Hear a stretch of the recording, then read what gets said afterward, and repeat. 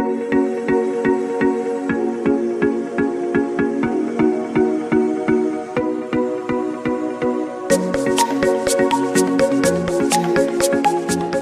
araw po sa inyong lahat. Ako si Charlotte Gail A. Maranan, 22 years old, pangalawang pagbubuntis, nakatira sa Kupang Proper.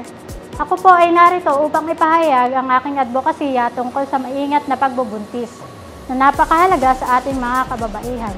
Mahalaga ang kalusugan ng ina at ng sanggol sa panahon ng pagbubuntis. Marapat-dapat na turuan ang mga kababaihang buntis tungkol sa tamang nutrisyon, regular na prenatal check-up at pag-iwas sa mga bisyo, tulad ng paninigarilyo at pag-inom ng alak.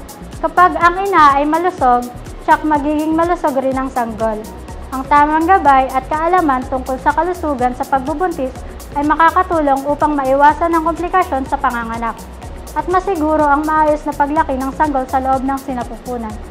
Halimbawa nito ay ang mga programa ng barangay na nagbibigay ng libreng bitamina at regular na check-up para sa mga buntis. Pati na rin ang mga seminar tungkol sa tamang nutrisyon at pag-iwas sa mga bisyo. Naway patuloy nating suportahan ang kalusugan at karapatan ng mga nagbubuntis. Maraming salamat po.